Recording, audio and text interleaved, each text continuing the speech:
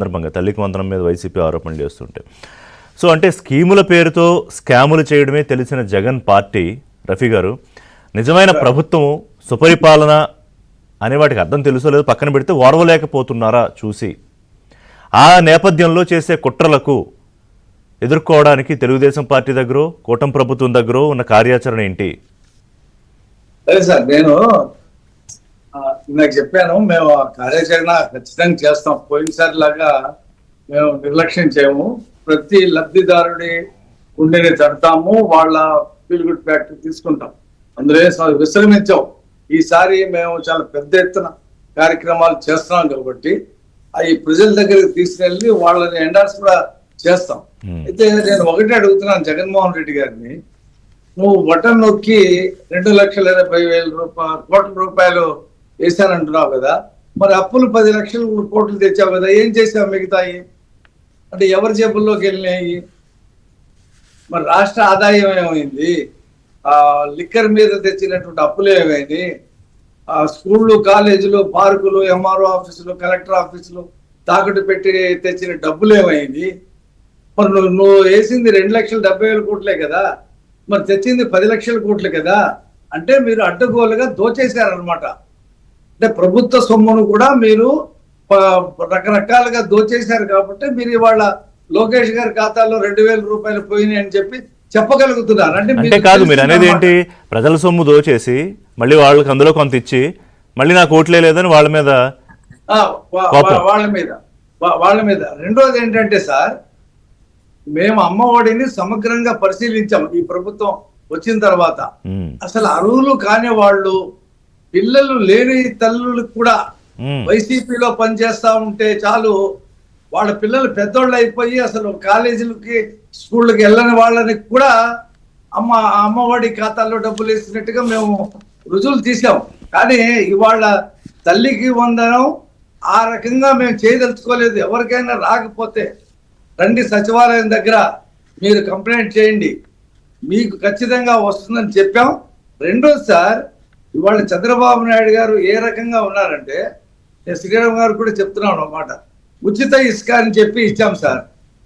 దాని మీద కొంత సీనరేజ్ ట్యాక్స్ కొంచెం కట్టమని చెప్పేసి మొదట్లో పెట్టాం. పెట్టినప్పుడు ప్రజల్లో దాని మీద వ్యతిరేకత వచ్చింది.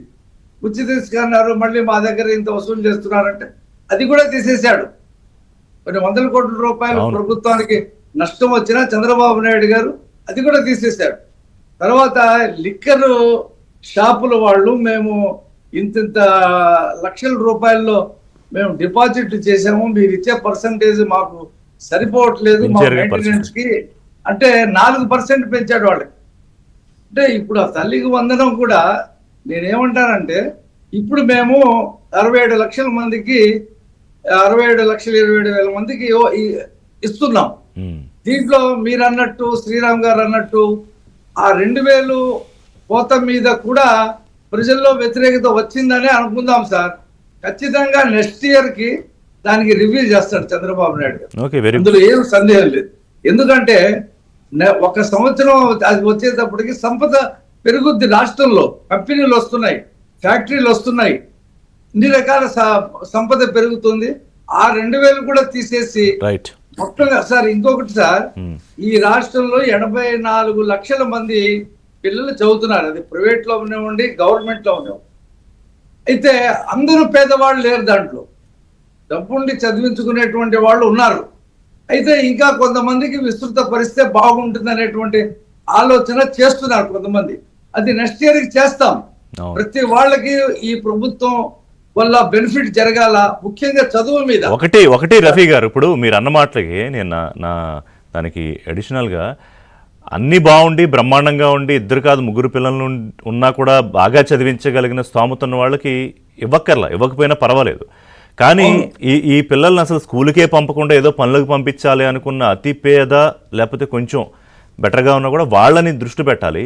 అలాగే శ్రీరామ్ గారు కానీ నేను కానీ అభిప్రాయపడింది ఏంటంటే, వాళ్ళకి ఇస్తూ ఇంకా ఎక్కువ మంది అక్కడికి వచ్చేలాగే ప్రభుత్వ పాఠశాలని చెయ్యాలనుకుంటే, ఇప్పుడు విద్యాశాఖ మంత్రిగా లోకేష్ గారు అనుకుంటే, ఆయన స్థిరమైన ఒక మార్క్ అక్కడ వేసుకోవాలనుకుంటే ఒక కార్పొరేట్ పాఠశాలకు ధీటుగా ప్రభుత్వ పాఠశాలను మార్చొచ్చు. అవును సార్, సందేహం లేదు అందులో.